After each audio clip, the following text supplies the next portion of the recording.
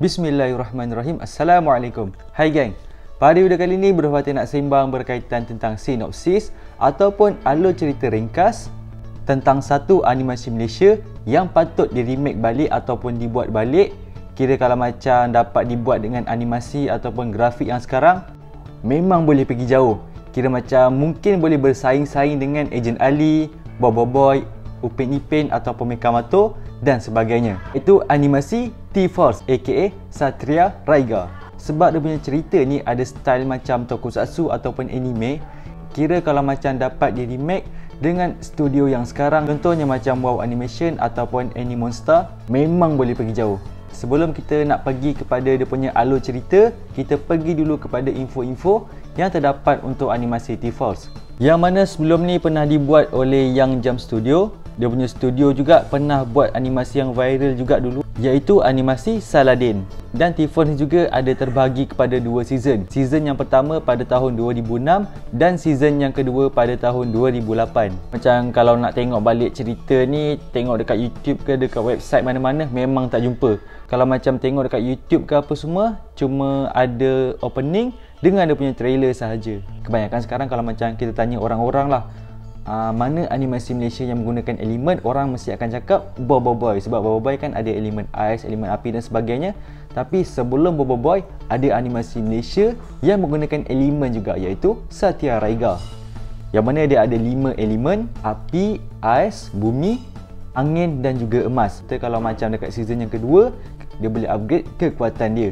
Okey, sekarang kita pergi dekat dia punya sinopsis ataupun alur cerita ringkas. Sebab dia punya cerita pun memang Bro Fatih tak ingat sangat, lupa-lupa lagi pun masa budak-budak. Jadi Bro Fatih ada tanyakan beberapa soalan tentang cerita ni dekat grup FB. Dan Alhamdulillah lah, ramai juga yang merespon.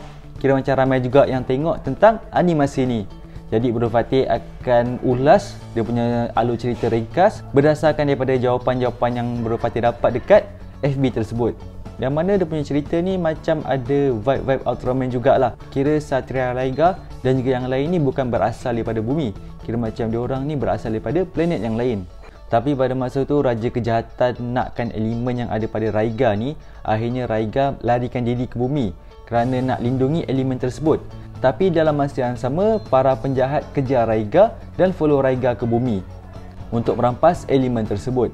Dan dia punya main karakter ataupun watak yang menjadi Raiga ni adalah Zaki, seorang budak sekolah. Kira macam dia ni lurus bendul dan juga sering dibuli. Pada waktu tu dia ternampak macam ada satu berbola api yang jatuh dekat satu kilang, dan benda tu sebenarnya adalah Raiga. Sebab pada masa tu Raiga nak serap elemen raksasa Epiton, tapi masa Zaki datang tu, kira macam Zaki terserap sekali dengan kekuatan Raiga. Jadi disebabkan daripada situlah akhirnya diorang menjadi satu. Kira macam Zaki bergabung dengan Raiga. Lepas tu ada lagi satu Satria warna putih yang kira menjadi rival kepada Raiga. Dia juga nak membunuh Raiga sebab nakkan elemen yang ada pada Raiga, iaitu Satria Harimau Putih namanya Gairen, yang menjadi adalah budak sekelas dengan Zaki juga, iaitu budak baru yang bernama Azam.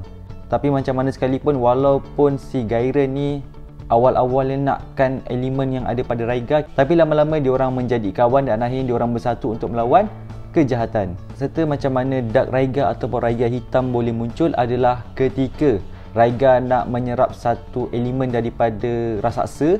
Tiba-tiba ada satu raksasa lain yang menyerang hendap Raiga, iaitu Ice Stone. Dan disebabkan serangan tersebutlah akhirnya elemen yang ada pada tubuh Raiga ni ada yang terpisah.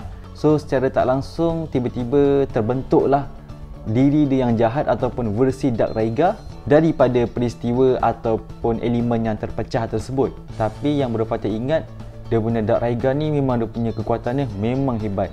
Dan cerita ni pun nama-nama untuk raksasa ataupun dia punya musuh banyak menggunakan perkataan ton dekat belakang. Dekat season yang pertama, Zaki dengan Azam je lah yang menjadi Satria. Tapi dekat season yang kedua, ada lagi kawan-kawan Zaki yang lain turut menjadi Satria juga. Dengan penjahat yang pegang sabit tu, itu adalah general ataupun orang kanan kepada dia punya bos, yang mana raja ataupun dia punya bos kegelapan adalah tak ada fizik, cuma bentuk asap, ada mata dan juga ada mulut.